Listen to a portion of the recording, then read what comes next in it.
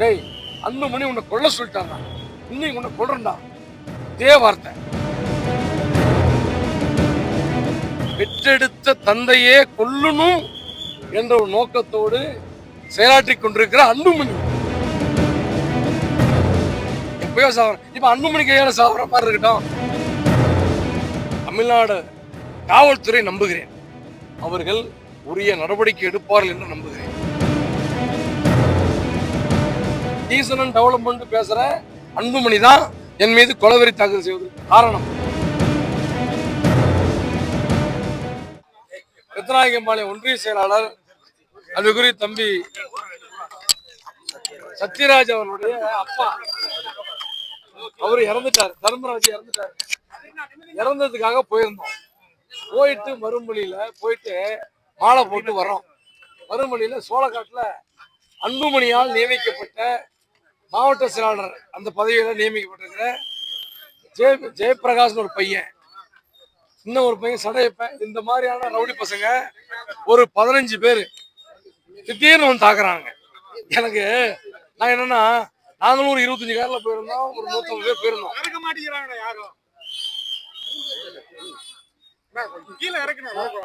போயிருந்தோம்.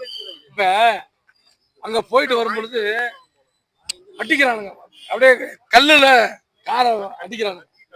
அடிக்கும் போது இருடா அடிக்கிறாங்க. அடிச்சுட்டு வண்டி நிறுத்துறோம். நாங்க முன்னாடி போற வண்டி எங்களுடைய ஒன்றிய செயலாளர் ஆனந்த், அதுக்கடுத்து இன்னொரு ஒன்றிய செயலாளர் பச்சைமுத்து, நம்முடைய மாவட்ட செயலாளர் நம்ம ஒரு இவர் நம்ம நடராஜ், எல்லாம் இந்த மாதிரி வண்டி எல்லாம் ஒரு வண்டி அடிக்கிறாங்க. நானும் என்னடா கருமம் அப்படின்னு சொல்லிட்டு இறங்கலான்னு பார்க்கும்போது பசங்க என்ன பிடிச்சிட்டானுங்க. ஆனா நீ இறங்க வேணாம்னு சொல்லிட்டாங்க. இப்ப எப்படின்னா என்ன ஒரு பிரச்சனைனா, என்னைக்கு நாங்க பொதுக்குழு சேலத்தில் நடத்தணுமோ, மருத்துவர் ஐயா அவர்களையும் செயல் தலைவர் அக்கா காந்தி அவர்களையும் ஸ்ரீகாந்தி அவர்களையும் என்னுடைய கௌரவ தலைவர் தியாகச்சம்மன் ஜி.கே. மணி அவர்களையும் இளைஞரணியுடைய தலைவர் தம்பி தமிழ்குமரன் அவர்களை வச்சு ஒரு மிக பிரம்மாண்டமான பொதுக்குழு. அந்த பொதுக்குழுல வன்னியர் சங்க காலத்திலே மருத்துவர் ஐயா அவருக்கு எப்படி ஒரு வரவேற்பு கிடைச்சது, அந்த மாதிரி ஒரு வரவேற்பு. அதுக்கு பின்னாடி அவர் நடைபெறும் வராரு. ஒரு இடத்துலயும் 500 பேர் 1000 பேர் கூட்டம், அதுவும் பெண்களை கொண்டு வந்து உட்கார வைக்கிறாங்க. இது ஆர்ப்பரிப்பான கூட்டம். பார்த்தோன்னே அன்புமணியால தாங்க முடியல. இதுக்கு யார் காரணம்? அருள் காரணம். அருளை கொண்டு விடுங்க. இது இன்னொன்னு சொல்றேங்க, அங்க கல்லுல தாக்குன பின்னாடி வரானுங்க பசங்க. 3 பேரு கத்தி, பெரிய கத்தி, 5 பேரு இரும்பு பைப்பு. நீங்க எங்க காரெல்லாம் பாருங்க, 6 காரை கண்ணாடி கதவெல்லாம் அடிச்சு ஒழிக்கிருக்காங்க. அது மட்டும் இல்லாம என்னை நோக்கி கத்தி எடுத்துட்டு வரானுங்க. டேய் அன்புமணி உன்னை கொல்ல சொல்லிட்டாரா, இன்னைக்கு உன்னை கொல்றா. இதே வார்த்தை. என்ன வார்த்தை? டீசன் அண்ட் டெவலப்மெண்ட் பாலிடிக்ஸ் சொல்லிட்டு நாட்டை ஏமாற்றி கொண்டிருக்கிற அன்புமணி சொன்னாரு, உன்னை கொல்ல சொல்லி சொன்னாரு அப்படின்னு சொல்லி கத்தி எடுத்துக்கிட்டு என்னை நோக்கி வர்றான். வரும்பொழுது அந்த பசங்க விஜயகுமார், நான் மாவட்ட செயலாளர் நடராஜன் குறுக்கு வந்து விழுந்து என்னை காப்பாத்துறாங்க. அதனால அவங்களுக்கு பாதுகாப்பு, அவங்களுக்கு பாதிப்பு. என்னன்னா, ஏங்க பெற்றெடுத்த தந்தையே கொல்லணும் என்ற ஒரு நோக்கத்தோடு செயலாற்றி கொண்டிருக்கிற அன்புமணி இன்றைக்கு என்னை கொல்லுவதிலே, என்னை கொல்ல முயற்சிப்பதிலே எந்த விதமான ஒரு ஆச்சரியம் இல்லை. என்னன்னா, பெற்றெடுத்த தந்தை 36 வயசுல எந்த வீட்டை விட்டு வெளிவராத ஒரு இளைஞனை மத்திய சுகாதாரத்துறை அமைச்சராக்கியவர் மருத்துவர் ஐயா. தான் 50 ஆண்டுகள் உழைத்து உருவாக்கிய அந்த கட்சிக்கு தலைவராக நியமிக்கிறார். அப்படிப்பட்ட ஒரு தலைவரை கொலை செய்ய வேண்டும் என்று ஒரு கொடூர சிந்தனை உடைய அன்புமணி என்ன கொல்றது. நான் யாருங்க? நான் அந்த கட்சி உருவாக்கணும்னா, அவரு கூட ஒரு 25 வருஷமா தமிழ்நாடு முழுக்க போயிருக்கிறேன். அன்புமணி வாழ்க, அன்புமணி வராருன்னு சொல்லி ஊரா போய் கொடியேற்றிருக்கோம். அந்த ஏற்பாடுகளை செய்தோம். அதுல வரலாறு 2 பேர் தான், நானும் அறிவுச்செல்வனும் செத்து போயிட்டான். அறிவுச்செல்வன் கொலைக்கான காரணத்தையும் விரைவில் வெளியிடுவேன். அவனும் செத்ததுக்கு காரணத்தை விரைவில் வெளியிடுவேன். அதற்கும் காரணம் சொல்லுவேன். இதே மாதிரி என்னை சீண்டிக் கொண்டே இருந்தால் நான் பல உண்மைகளை சொல்லுவேன். பல உண்மைகளை, அன்புமணியை பற்றி பல உண்மைகள் எனக்கு தெரியும். நான் கூடவே இருந்தேன். என்ன சீண்ட வேண்டாம். இந்த மாதிரி மிரட்டல்களை நான் பயந்துக்க மாட்டேன். என்ன காரணம்? மருத்துவர் ஐயாவுடைய பள்ளியிலே படித்த மாணவன். கல்லெடுத்து அடிச்சு என்ன கத்தியை காட்டினா நான் பயந்துக்கிறேன். இது ஜனநாயக நாடு. இது மன்னராட்சி இல்ல.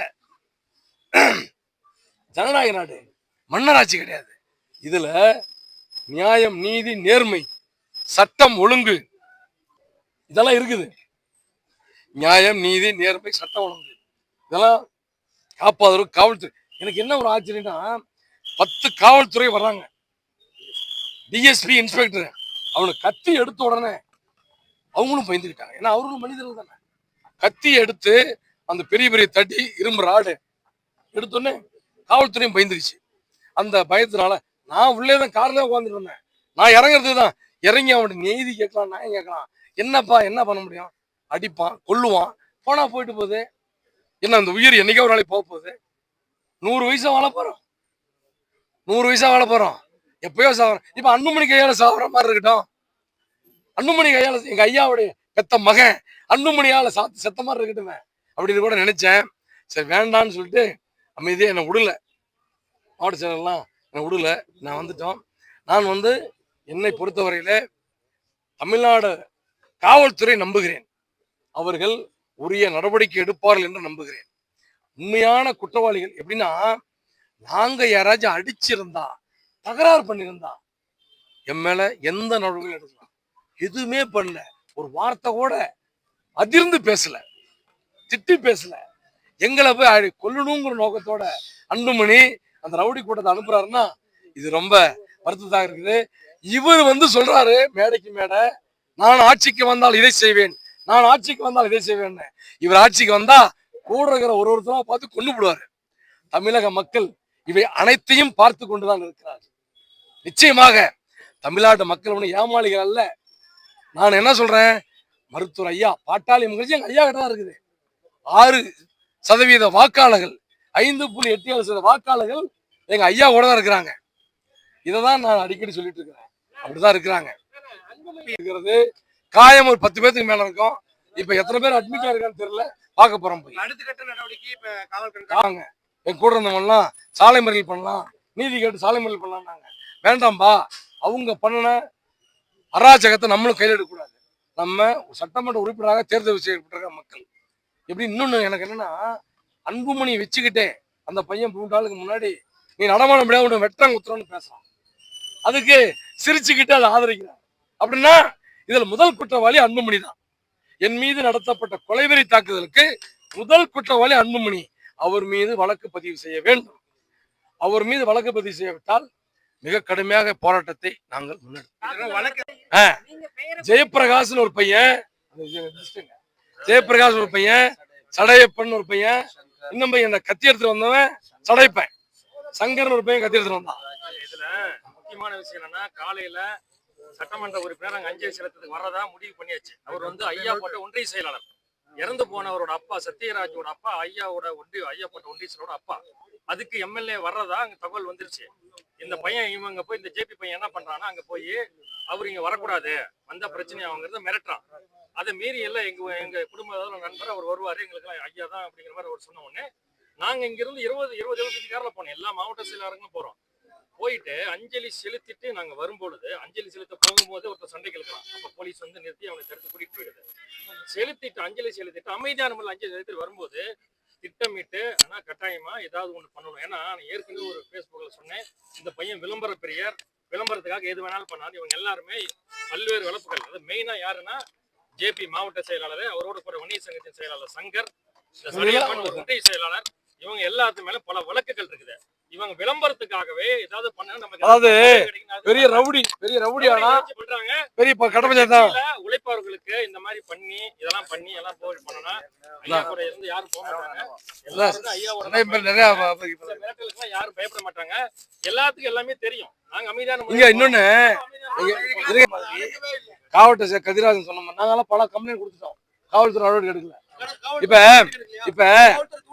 இப்ப நம்ம இல்லைங்க, பேஸ்புக் நடந்தாலும் நான் கொடுத்து சைபர் கிரைம்ல கொடுத்துருக்கோம். இப்ப இன்னொன்னு எங்க மாவட்ட செயலர் ரத்தன் சொன்ன மாதிரி இதுக்கு காரணம் அன்புமணி. இத்தனை நிகழ்ச்சிகளுக்கு காரணம் அன்புமணி. டீசன் அண்ட் டெவலப்மெண்ட் பேசுற அன்புமணி தான் என் மீது கொலவெறி தாக்குதல் செய்வதற்கு காரணம். அவர் தூண்டுதல் தான், அவர் சொல்லிதான் இந்த பசங்க எல்லாம் செஞ்சாங்க. நானும் நேற்று இரவே நான் எஸ்பி அலுவலகம் வரைக்கும் எல்லாம் சொல்லிட்டேன்.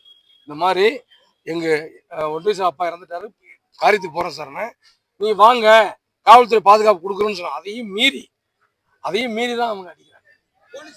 ஆனா இருங்க, எதிர்த்தாக்குதல் பண்ண முடியாதெல்லாம் இல்லை, பண்ணக்கூடாது. ஏன்னா நான் சட்டமன்ற உறுப்பினர், சட்டத்தை மதிக்கிற இடத்துல நம்ம இருக்கிறோம். 100% சட்டத்தை மதித்தாக வேண்டும். அதுக்காக தான் எந்த விதமான எதிர் சண்டையும் போடக்கூடாதுன்னு சத்தம் போட்டு எல்லாத்தையும் வண்டியில் ஏற்றி கொண்டு கார் அடிச்சோம். நீ வீடியோ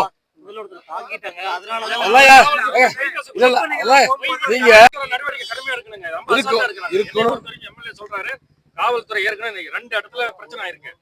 1 மாசம் வந்து பிரச்சனை ஆயிருக்கு. இன்னொன்னு சொல்றேங்க, அன்பு எங்க மாவட்ட பச்சைமுத்துடைய வீடு தாக்கப்பட்டது.